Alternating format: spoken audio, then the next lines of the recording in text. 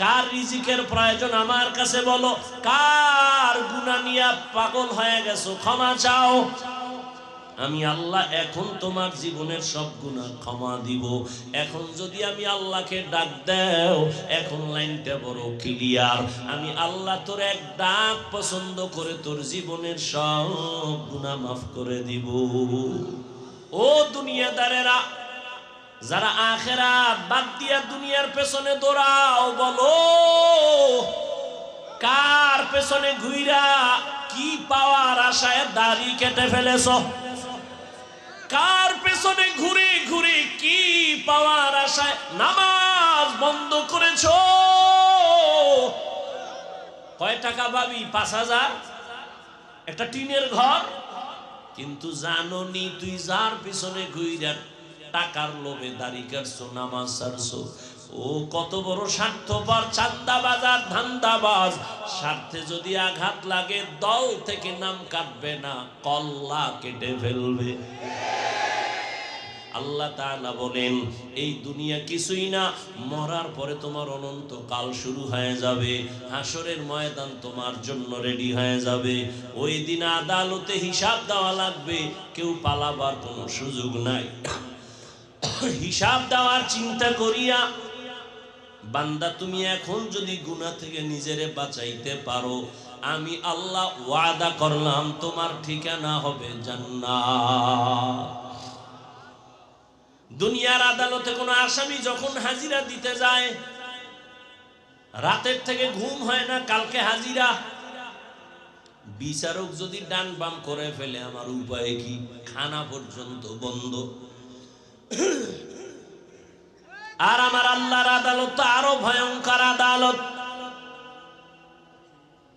আল্লাহ পাকের আদালত এতটাই ভয়ঙ্কর, রহমতের নবী বলেন এই জমিন হবে কিয়ামতের মাঠ, আরাফার ময়দান হবে আল্লাহর বিচারণায় আদালত। বিজ্ঞানীরা বলে জমিন থেকে 9,30,00,000 মাইল উপরে সূর্য। পৃথিবী নামক গ্রহটা যত বড়, পৃথিবীর থেকে সূর্য আরো 13 লক্ষ গুণ বড়।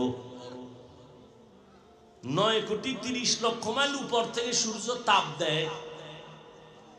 যদিও বিজ্ঞানীদের হিসাবে ভুল আছে, তারপর সাময়িক সময়ে যদি ধরেও নেই, সেই তাপ সহ্য করা যায় না।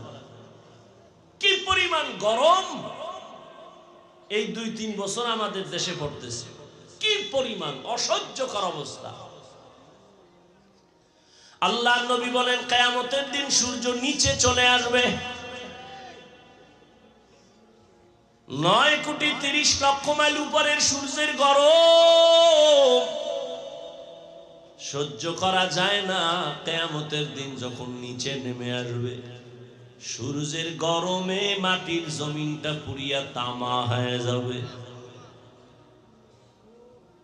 নাফরমানের মাথার মগজগুলো ভাতের মারের মতো ফুটতে থাকবে। রহমতের নবী বলেন অন্যদিকে জাহান্নামের আওয়াজ,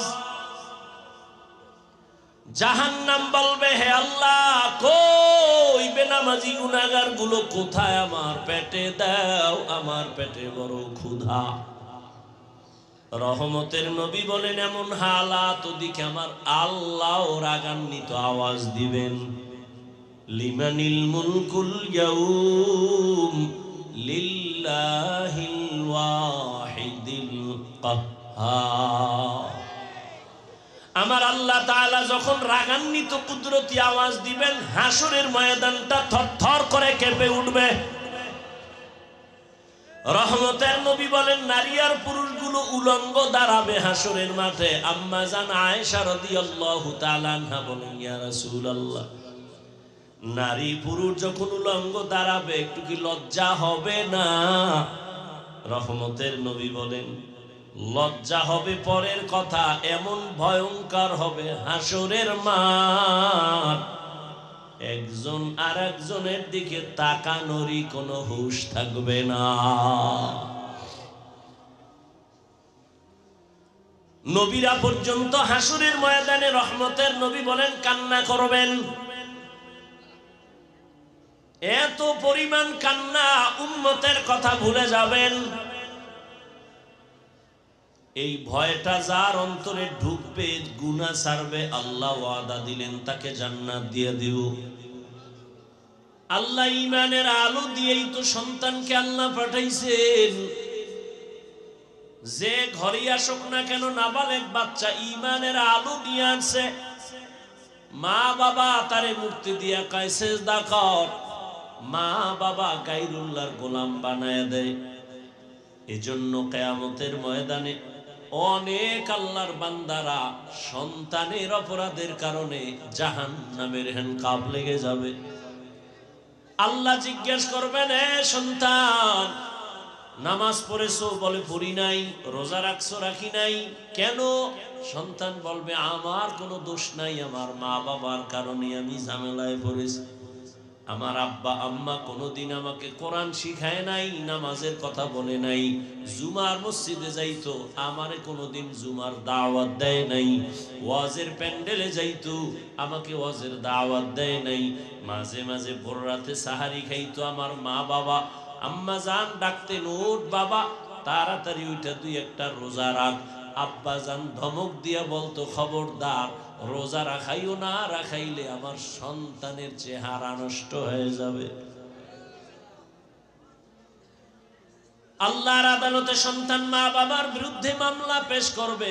রব্বানা ইন্না আতা'না সাদাতানা ওয়া কুবারানা ফাআদাল্লুনাস সাবিলা।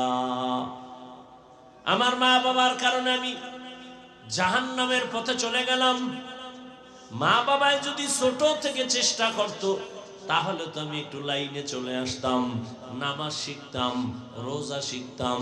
আমার আব্বা জান, আমার আম্মা আমাকে ছোট থেকে লাইনে চালায় নাই। এক বুড়া বাবা পৃথিবীর একজন আল্লাহর প্রিয় বান্দা, যারে দেখলে শয়তানও ভয় পায়। নাম জানেন কে? খলিফাতুল মুসলিমিন ওমরে ফারুক রাদিয়াল্লাহু তাআলা আনহু। আদালতে গিয়া বাবায় নালিশ দিল, ছেলে আমার হক আদায় করে না। ওমরের কথার আগে তরবারি রেডি, তবে বেইনসাফি করবে না। ডাক দিয়া কয়, বুড়া বাবা, তুমি যেই ছেলের বিরুদ্ধে বিচার দায়ের করলা, সেই বাদী বিবাদীরে হাজির করো, তার কথাও শুনতে হবে। ছেলেরে যখন হাজির করা হলো, এই ছেলে, তুই বাবার হক আদায় করো না কেন?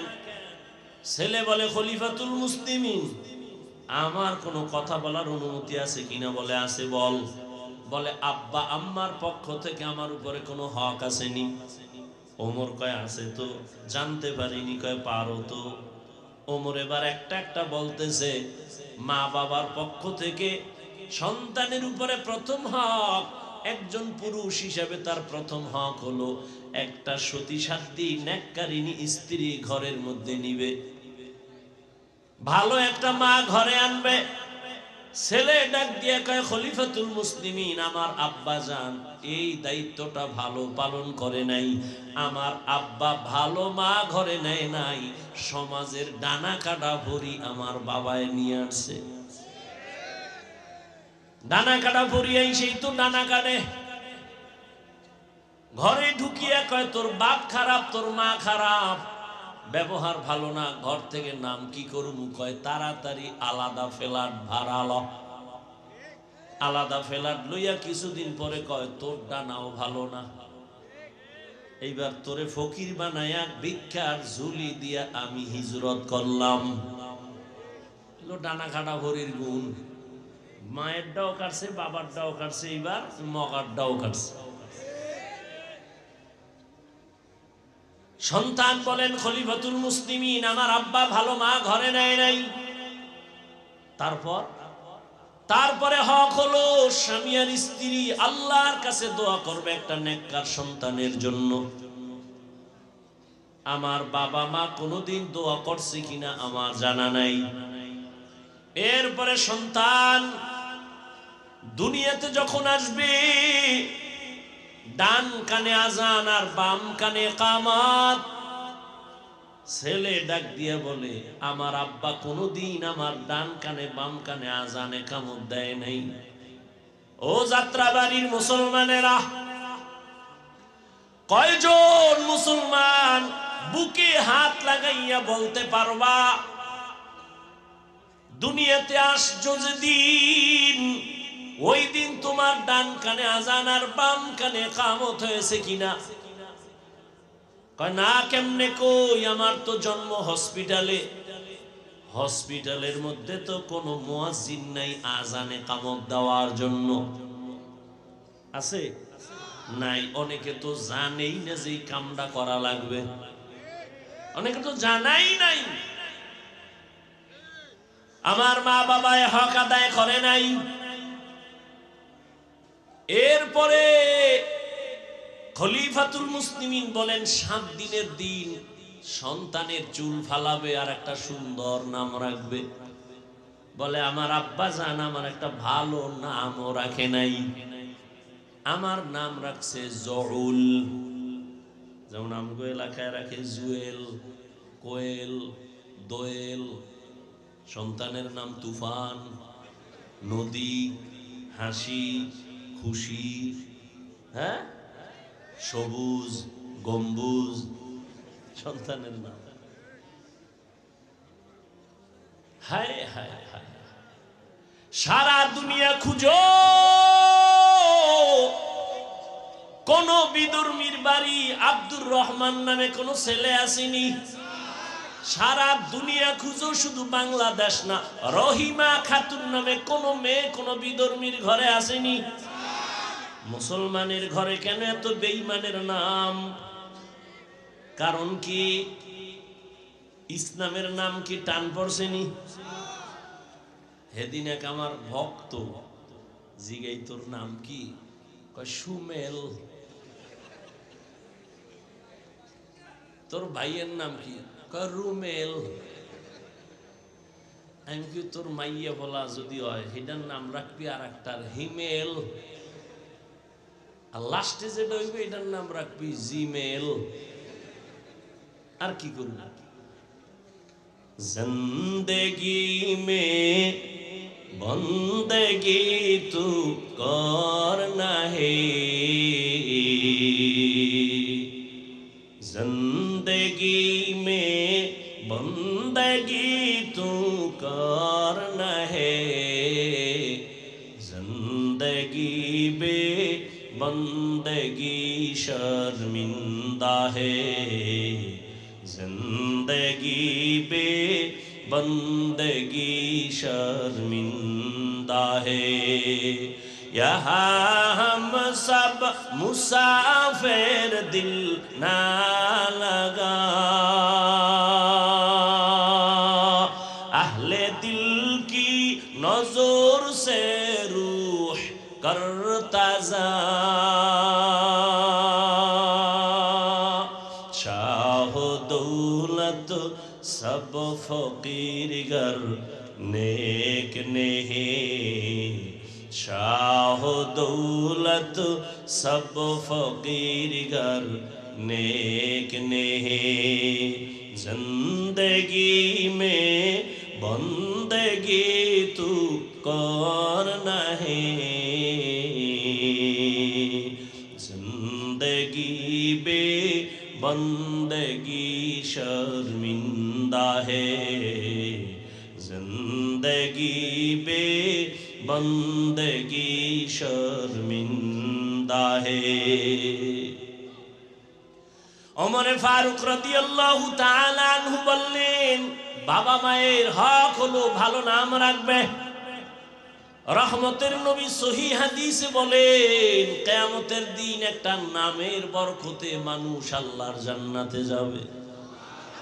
আতিনা ফি দারে দুনিয়া না হাসান, আতিনা ফি দারে উকবা না হাসান, ইয়া গিয়াসাল মুস্তাগীসিন ইহদিনা লিফতিখারা বিল উলুম ওয়াল গিনা। এরপরে মা বাবার দায়িত্ব কি? قال رسول الله صلى الله عليه وآله وسلم من ولد له ولد فليحسن اسمه وآدابه فإذا بلغ فليزوجه فإن بلغ ولم يزوجه فأصاب اسما فإنما اسمه على أبيه। রহমতের নবী বলেন, সন্তান যখন আসে সুন্দর নাম রাখো আর আদব শিক্ষা দাও। কি শিক্ষা দাও? আদব কোথা থেকে শিখবেন? মায়ের গর্ভ থেকে তো আদব শিখা আসা যায় না। নবী বলেন, আদাবানি রব্বি ফাহসানা তাদিবি, আমার রব আমারে আদব শিখাইছেন। আল্লাহর দেওয়া শিক্ষা আদব কত সুন্দর। কেমন আদব আমার নবীরে আল্লাহ শিখাইছেন। রহমতের নবী জীবনে কোনোদিন একটা মিথ্যা কথা বলেন নাই কোনো স্বার্থের জন্য। জীবনে নবী গালি দেন নাই। রহমতের নবী গালি শুনছেন, জবাবও দেন নাই। রহমতের নবী আমার দুটা চোখ গরম করে কোনোদিন কারো দিকে তাকানো নাই। 10 বছর নবীর খেদমত করছেন আনাস রাদিয়াল্লাহু তাআলা আনহু। কোনোদিন আনাস বলে আমার নবী কোনোদিন এটা কেন এরকম কোন প্রশ্ন আমাকে করে নাই। আমি রাসূলের খেদমত করলাম, কোনো ত্রুটি পাই নাই। পৃথিবীতে আদব যদি শিখতে চাও, রহমতের নবীর থেকে আদব শিখো। কারণ আমার নবী এত সুন্দর আদব আল্লাহ থেকে শিখলেন, আর সে আদব যখন মক্কার চূড়ান্ত নষ্ট মানুষগুলোরে দিলেন, ওই মানুষগুলো এমন দামি হয়ে গেল। নবী বয়ান করতেছেন, একজন সাহাবী মসজিদের বাহির থেকে পাও একটা ভেতরে দিছে, আর একটা পাও এখনো ভেতরে আনে নাই, বাইরে মাঝখানে চৌকাঠ। নবী বললেন সবাই বসে বড়। রহমতের নবীরা আশেক, যেই পাওটা ভেতরে আর একটা বাইরে, ওই অবস্থায় চৌকাঠের উপরে বসে বললেন। পাওটা উঠাইয়াও ভেতরে নেন নাই, ভেতর থেকে বাহিরেও দেন নাই। রহমতের নবীর আদব, আর ওই আদর্শ যারা লালন করে তাদের থেকে আদব শিখো। আর এখন তো সন্তানেরা আপডেট হয়ে গেছে, দুনিয়াদারেরা আদব শিখানোর জন্য সকালবেলা মুয়াজ্জিন যখন আজান দিতে উঠে, আম্মা জানো সন্তানের কেজিতে পাঠাবার জন্য পাঠায় উঠে আদব শিখানোর জন্য। সেখানে গিয়া সন্তান আদব শিখে। শরতে অজগর আদব নাম্বার 2, শরায়াতে আফা আদব শিখে। আর এই সন্তান রহমতের নবীর আদর্শ মাদ্রাসায় যখন যাবে, ওই সন্তানটা পড়বে শরায়াতে ওযু, শরায়াতে আল্লাহ। কি আদব! মানুষের জীবনের মহামূল্যবান এক সম্পদের নাম আদব। এই আদব আল্লাহ পাক রব্বুল আলামিন নবীর মাধ্যমে উম্মতের কাছে হাদিয়া দিয়ে দিলেন। ওই নবীর আদর্শের বাইরে কোনো আদব নাই, সব বেয়াদবি। আদবের আর এক নাম সুন্নত, আর এক নাম কি? তুকু যাও সুন্নতে আহমদ কুজাবা মুহাম্মদ कैबुवत निस्बतरा मन अहब्बा सुन्नती कौले रसूल मजदाए का नमाई हम कुन कबूल। आगे स्कूलों किसी आदब ছিল, আগে স্কুলেও কি ছিল? ছোটখাটো স্কুলে আমরা মনে আছে আদর্শ লিপি বই পড়ছি, কত সুন্দর সুন্দর আদবওয়ালা কবিতাও তখন ছিল। সকালে উঠিয়া আমি মনে মনে বলি, সারাদিন আমি যেন ভালো হয়ে চলি।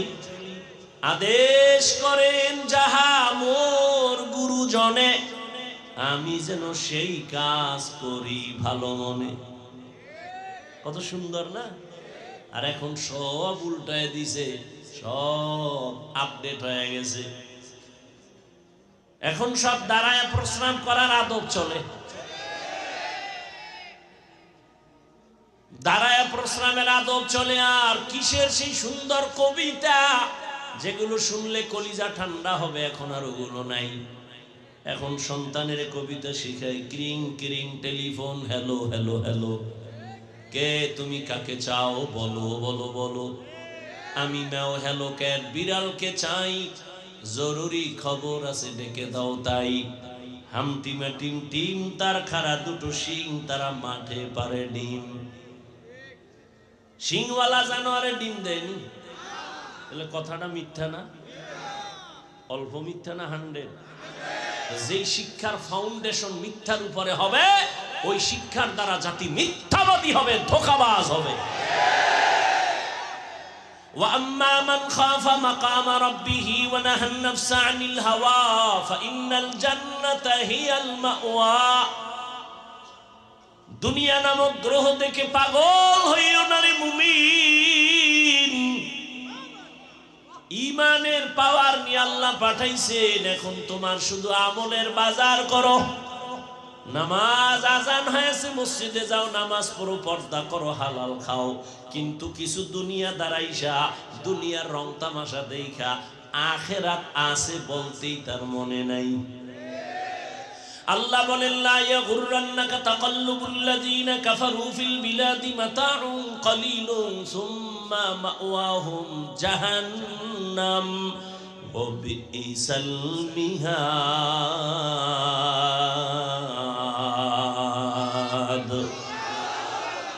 বেঈমান মুশরিক কাফেরের বানানো গুলশান দেইখা পাগল হইও না রে উম্মত। আল্লাহ বলেন, এগুলো দেখে পাগল হইও না, এগুলোর কোনো ভ্যালু নাই। বিউটি পার্লারের সৌন্দর্য দেখা সাইজা গুইজা একটা জাম কালা সাদা হয়ে গেছে, এক চোরায় কয় আমি এইটা নিয়েই মরমই, ডানা কাটা ভরি। যখন বাসায় নিয়ে গেছে, অজু বা পানি লাগছে, রৌদ্র লাগছে, আসল চেহারা বাইর হয়ে গেছে। আমার এগুলো গেল, সেগুলো গেল। দুনিয়ার রংমহল এগুলো বিউটি পার্লারের মতো এখন দেখতেছো, কিছুক্ষণ পর থাকবে না, কিছুই না। রহমতের নবী যদি দোয়া করতেন, উহুদ পাহাড় স্বর্ণ বানায় দাও, আল্লাহ দিতেন না? নবী বলেন, আমি উল্টা দোয়া করছি, ও দয়ার মালিক আমারে গরিবী হালাতে রাখিও, গরিবী হালাতে মরণ দিও, কিয়ামতের দিন গরিবদের সাথে হাসর করাইও।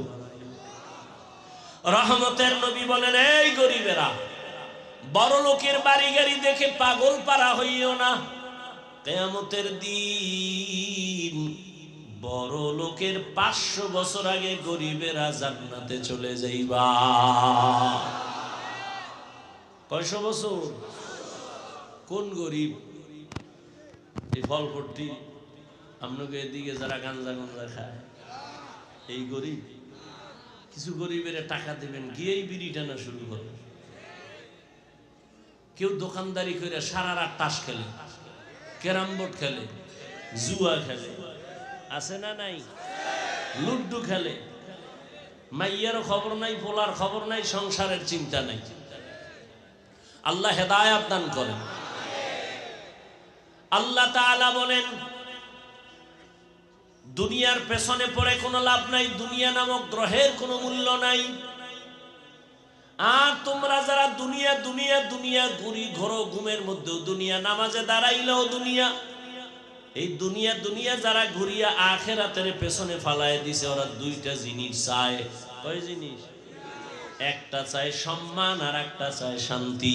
কিন্তু আমি আল্লাহর জাতের কসম করে বলি, যারা আখিরাতকে পেছনে ফেলে দুনিয়ার শান্তি আর সম্মানের জন্য সব দিকে দৌড়ায়, ওরা সম্মানেও নাই, শান্তিতেও নাই। 10 তলা বিল্ডিং উঠায় লাভ কি যদি বিল্ডিং বাদ দিয়া জঙ্গলে ঘুমানো লাগে? সুইস ব্যাংকে টাকা রেখে লাভ কি যদি 14 গোষ্ঠী খাইতে না পারে? টাকা দিয়ে সম্মান কিনলে এই সম্মান থাকে না। আর আমার মাওলায় যদি সম্মান দেন, এই সম্মান কেউ নিতে পারে না। পারে? এই মুহূর্তে তাকায় দেখো কত কান্না, কত কান্না। কিন্তু চেয়ারম্যানের চেয়ারের মেয়াদ শেষ, এমপির মেয়াদ শেষ, মন্ত্রীর মেয়াদ শেষ, কিন্তু আখিরাত ওয়ালারা যেই চেয়ারে বসে, ও চেয়ারের কোনো তো মেয়াদই নাই। কে দিছে সম্মান? আল্লাহ সম্মান দিছে। ও দুনিয়াদারেরা, যারা আখিরাত বাদ দিয়া দুনিয়ার পেছনে দৌড়াও, বলো কার পেছনে ঘুইরা কি পাওয়ার আশায় দাড়ি কেটে ফেলেছ?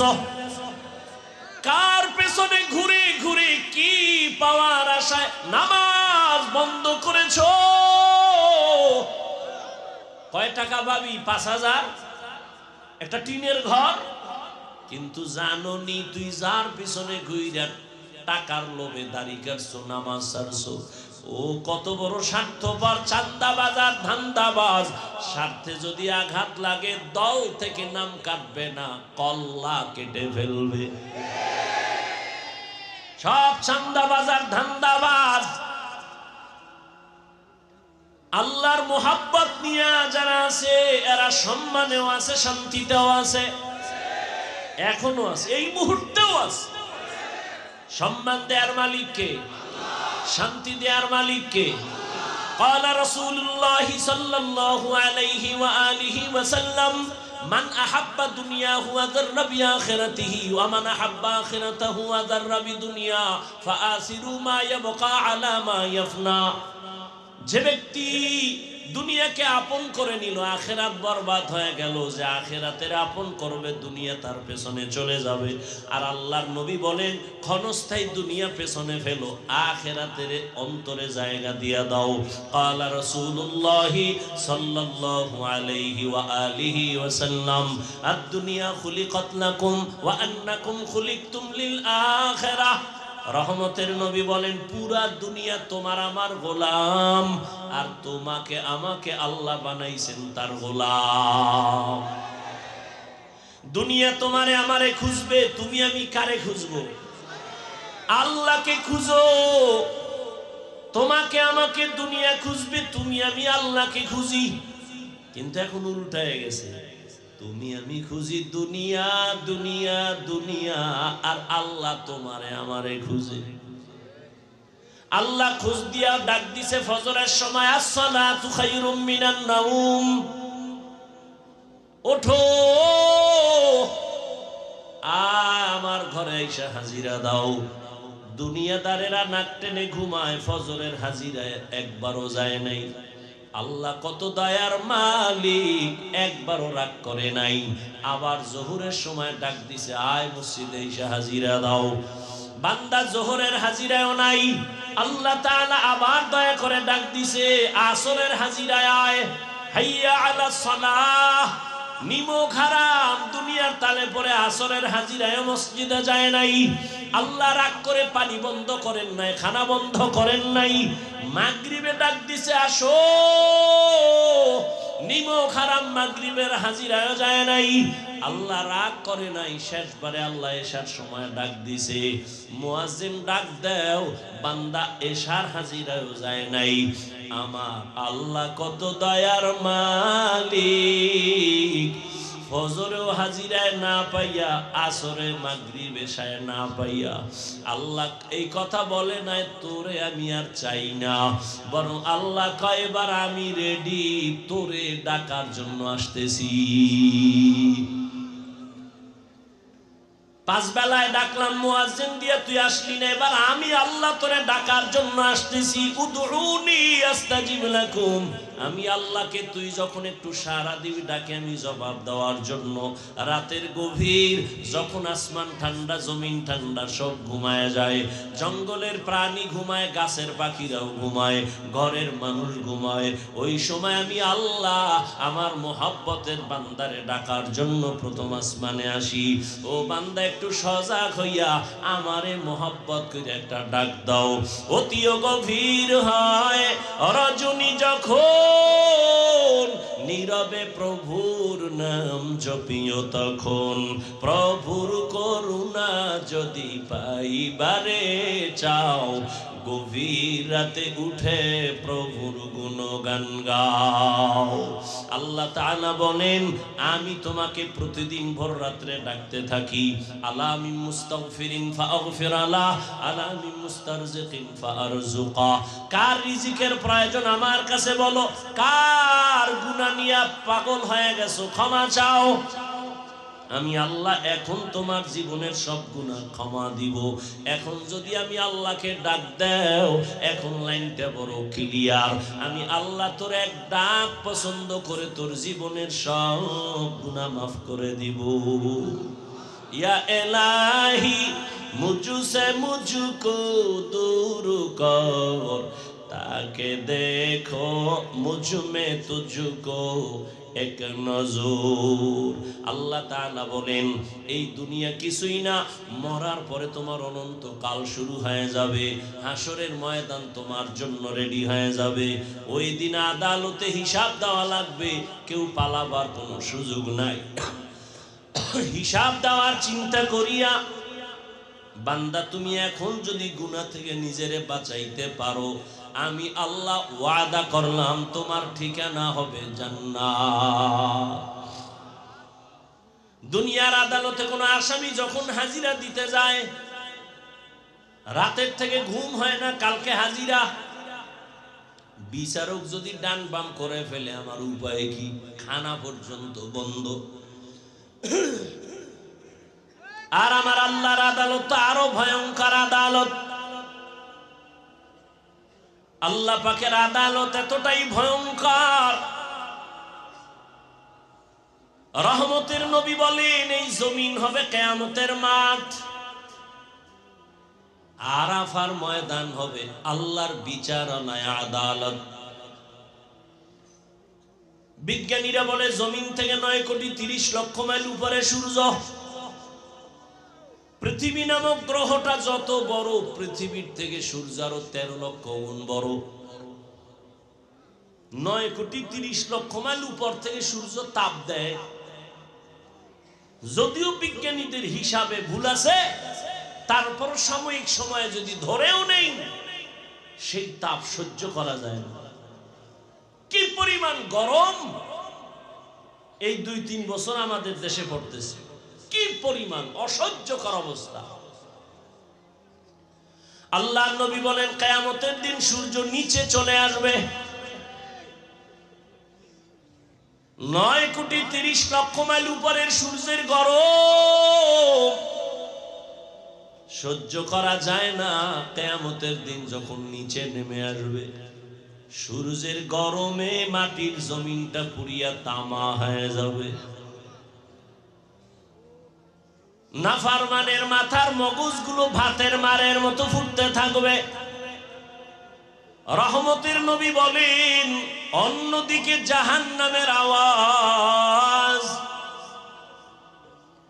জাহান্নাম বলবে, হে আল্লাহ, কই বেনামাজি গুনাহগার গুলো কোথায়? আমার পেটে দাও, আমার পেটে বড় ক্ষুধা। রহমতের নবী বলেন, এমন হালাত ওদিকে আমার আল্লাহ রাগান্বিত আওয়াজ দিবেন, লিমানিল মুলকুল ইয়াউম লিল্লাহিল ওয়াহিদিল কাহ্হার।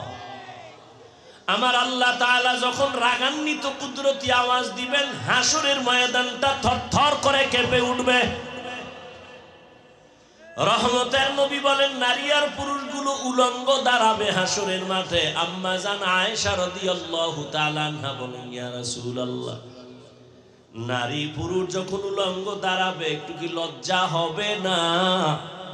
রহমতের নবী বলেন, লজ্জা হবে পরের কথা, এমন ভয়ঙ্কর হবে হাসরের মাঠ, একজন আর একজনের দিকে তাকানোরই কোনো হুঁশ থাকবে না।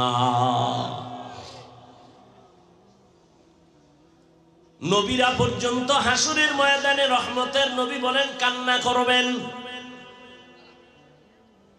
এত পরিমাণ কান্না, উম্মতের কথা ভুলে যাবেন।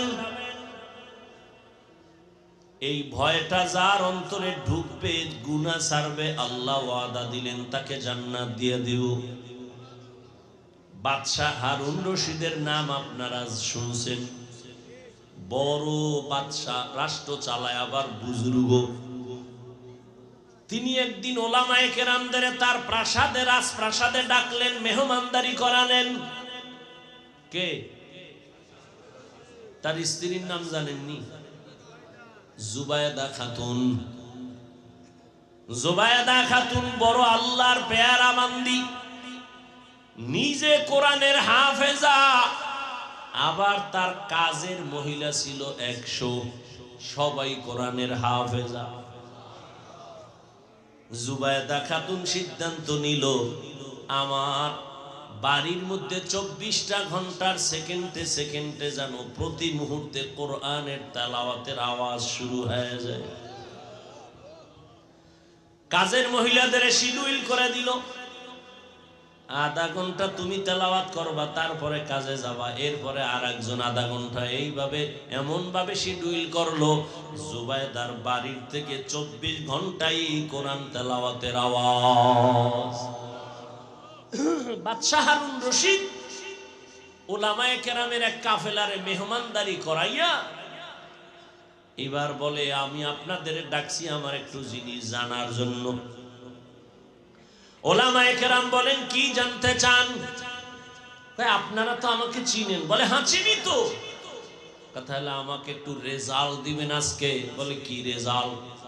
বাদশাহ হারুন রশিদ বলে, বলবেন আমি জান্নাতি নাকি জাহান্নামী? ওলামায়ে কেরাম এক আওয়াজ দিলেন, এটা কেমনে বলা যায়? আপনি ভালো কাজ করলে বলা যাবে আপনি জান্নাতের পথে আছেন, তবে জান্নাতি বলা যাবে না। আপনি যদি অন্যায় কাজ করেন তো বলা যাবে জাহান্নামের পথে আছেন, কিন্তু আপনি জাহান্নামী বলা যাবে না। বাদশাহ হারুন রশিদ তো দুনিয়াদার বাদশাহ না, আল্লাহওয়ালা বাদশাহ। কি? হ্যাঁ। আর এখন মানুষ কি বলে, হুজুরেরা কিছু বুঝে না, এরা গাঞ্জা খায় সব বুঝে। পৃথিবীর সব থেকে জ্ঞানের ভান্ডার কোরআন, আর এই কোরআন যার সিনে আছে সে হলো শ্রেষ্ঠ জ্ঞানী।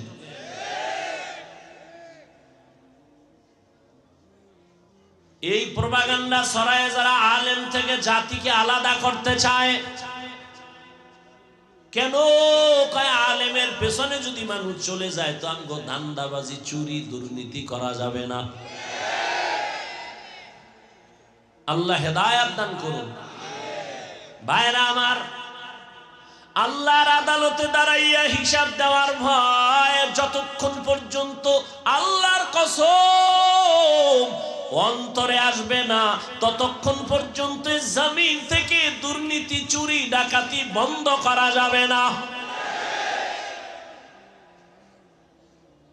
রহমতের নবীর হাতে গড়া সাহাবী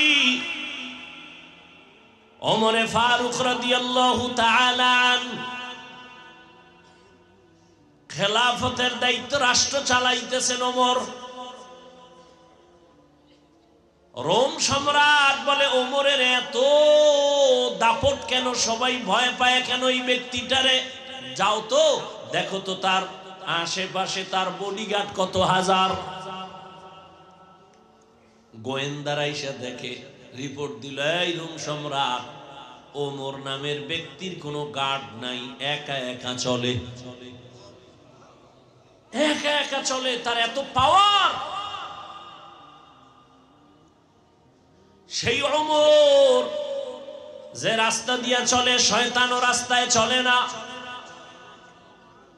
ঈদের বাকি আছে আর 2-3 দিন। বিবি একদিন বলে, খলিফাতুল মুসলিমিন, সামনে ঈদের আনন্দ, আমাদের বাজার লাগবে না, সন্তানদের জন্য কিছু কাপড় কিনা প্রয়োজন। বলে, আমার কাছে টাকা নাই। কে কয়? কারে কয়? কোন সময়? রাষ্ট্র যখন চালাচ্ছেন ওমর, সেই সময় ওমর বলে আমি পোশাক কিনবো কিভাবে, টাকা নাই। এবার বিবি বুদ্ধি দেয়, আপনি অর্থ মন্ত্রণালয়ের যে জিম্মাদার আছে, দায়িত্ব আছে, তাকে চিঠি লেখেন আর বলে দেন 1 মাসের অগ্রিম টাকা দিয়ে দিতে, 1 মাস অগ্রিম বেতন। ওমর চিঠি লিখলেন, বাহককে বললেন যাও, আবু ওবায়দা ইবনুল জাররাহ অর্থ মন্ত্রণালয়ের দায়িত্বে আছে, যাও আমার চিঠি দাও। বাহক চিঠি নিয়ে যখন আবু ওবায়দার কাছে চলে গেলেন, আবু ওবায়দা চিঠি দেখা হাউ মাউ করে কান্না শুরু করলেন। দেখছেন নি কারবার, হারকে দারদ খৌফে হকদার দিল মাদাম জান্নাতুল মাওয়া দেহত ও রামাকাম। আবু ওবায়দা কান্না করে উল্টা আরেকটা চিঠি লিখলেন ওমরের কাছে, খলিফাতুল মুসলিমিন, আপনার কাছে আমার 2টা প্রশ্ন লিখে দিলাম, জবাব দিলে আমি 1 মাসের অগ্রিম বেতন দিয়ে দিব। আপনি অর্ডার দিলে তো সব দিয়ে দেওয়া উচিত, কিন্তু যেহেতু আল্লাহকে ভয় করি সে কারণে চিঠি লিখলাম, উল্টা 2 প্রশ্নের জবাব দিবেন, 1 মাসের অগ্রিম দিয়ে দিন। ওমরের কাছে যখন বাহক চিঠি দিয়ে দিল, খলিফাতুল মুসলিমিন ওমর চিঠি দেখা তিনিও কান্না শুরু করলেন। ওমর চোখের পানি ছেড়ে কাঁদতেছেন। চিঠির মধ্যে 2 প্রশ্ন লেখা। 1 প্রশ্ন হলো, ওমর খলিফাতুল মুসলিমিন, আপনি যে আগামী 1 মাসের অগ্রিম টাকা চাইলেন, গ্যারান্টি দেন আপনি আগামী মাস বাঁচবেন নি? মৌত কাসিন কুল্লু নাসিন শারেবু কবরু বাইতিন কুল্লু নাসিন দাখিলু। ওমরের অন্তরে চোট লেগে গেল। দ্বিতীয় প্রশ্ন, খলিফাতুল মুসলিমিন, আজ আপনি ক্ষমতার চেয়ারে আছেন, আগামী মাস আপনি চেয়ারে থাকবেন কিনা, জনগণ রাখবে কিনা গ্যারান্টি? আগামী মাস জনগণ রাখবেনি নাকি আপনি জোহরের আগে যেতে হবে? গ্যারান্টি দেন, আগামী মাস বাঁচার গ্যারান্টি দেন। ওমর চোখের পানি ছেড়ে দোয়া করে, হে মালিক, আমার আবু ওবায়দারে তুমি কবুল করে নাও। আমার অন্তর চোখ আমার আবু ওবায়দা খুলে দিল। हर के दारन खौफे हकदार दिल मदाम जन्नतुल मावा देहत ओ रामकाम। বাদশা হারুন রশিদ বলে, বলো আমি জান্নাতি না জাহান্নামী? সব আলেম বললেন এটা বলা যাবে না। হারুন রশিদ কইতে খাওয়াইলাম ভাও, যেই ভিআইপি মেহমানদারি করাইলাম, আমারে বলবেন আমি জান্নাতি না জাহান্নামী? আপনি বলেন পারেন না, বলা যাবে না। কি আর করার, আলেমের উপরে কথা তো আর বলাই যাবে না। আল্লাহর কুদরত। ওই মজলিসের পেছন দিকে একটা বালক ছিল 9 বছরের। 9 বছরের বালক দাঁড়ায় গেছে পেছন থেকে। বাদশাহ জাহাপনা, যদি অনুমতি দেন আমি বাচ্চা মানুষ একটু কথা বলবো। বাদশাহ হারুন রশিদকে বলো। বললে কিরম সুরে বলা যাবে? আমাকে সামনে আসার রাস্তা দেন। সব আলেমরা চাইয়ে রয়েছে। এই বাচ্চাকে সামনে এসে গেল। এবার আপনার প্রশ্ন কি? আমি জান্নাতি না জাহান্নামী? জবাব দাও। 9 বছরের বালক কয়, জবাব দিতে আমি পারবো, তবে আমার প্রশ্ন আছে। কি? কয় যে প্রশ্ন করে সে বড় না জবাব দেয় সে বড়? কে বড়? কে বড়? বাদশা হারুন রশিদ তো আল্লাহর প্রিয় বান্দা বলে যে জবাব দেয় সেই তো প্রশ্নকারীর থেকে তুলনামূলক বড়। বেয়াদবি মাফ করবেন, সিংহাসনে আমারে বসায় দেন, আপনি নিচে আসেন। দুনিয়াদার বাদশা না, বাদশা হারুন রশিদ কয় এই উজির নিচে বিছনা কর, আমি নিচে নামবো, ওরে এখানে বসায় দাও। বাদশা হারুন রশিদ নিচে গিয়া বসলেন, 9 বছরের বালকের সিংহাসনে বসায় দিছে। বালক তো যেমন তেমন না, সিংহাসনে বসেই কয় বাদশাহ মাওলায় যদি কবুল করে ইলমের সম্মান এমনই হয়।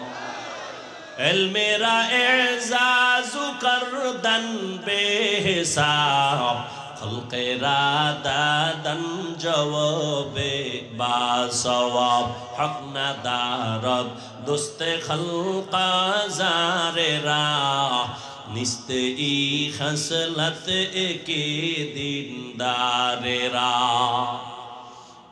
বাচ্চা নিচে বসে গেলেন, বালক এখানে বসিয়া বুঝাই দিল ইলমের সম্মান আল্লাহ যদি দেন তো এমনই হয়।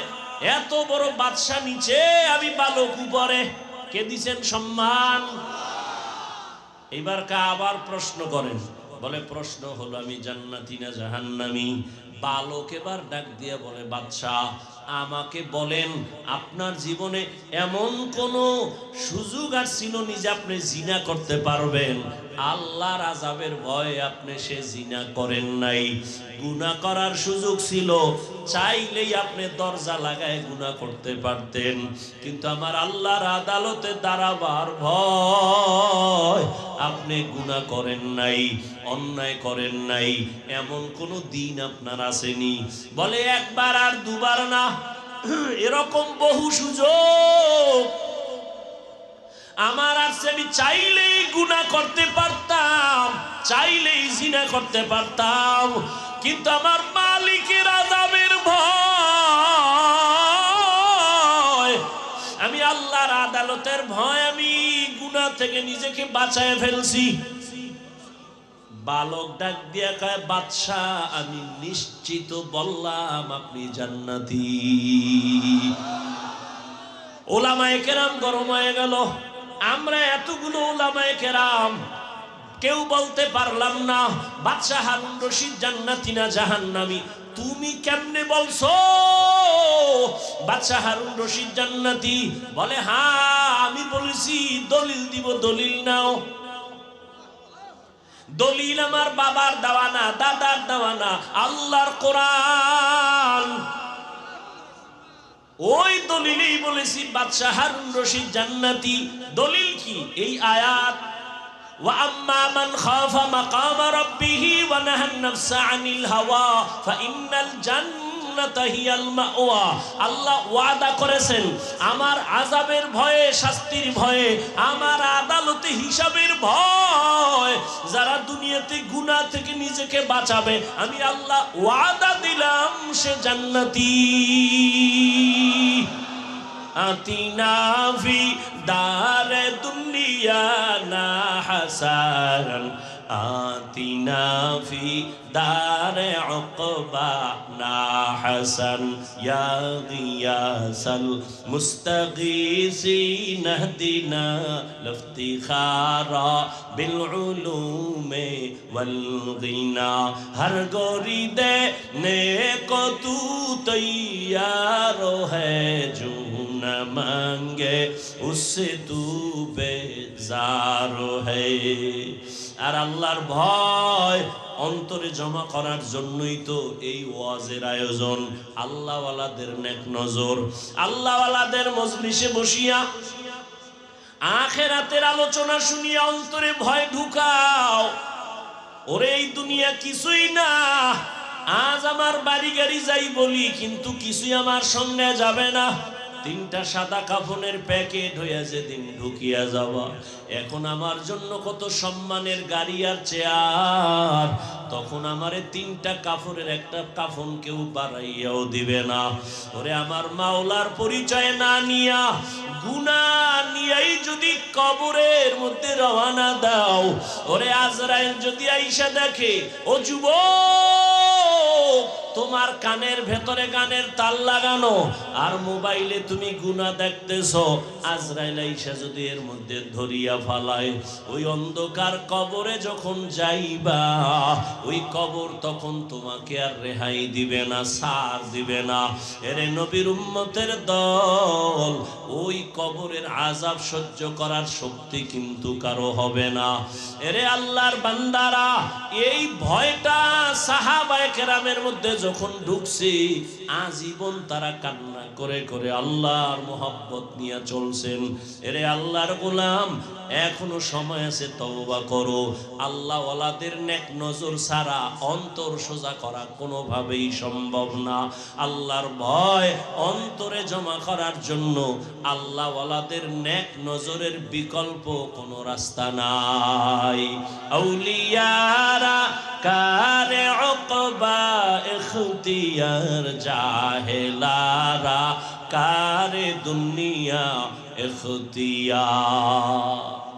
আল্লাহ ওয়ালাদের সোহবত অন্তরে আল্লাহর ভয় ঢুকানোর একমাত্র পথ।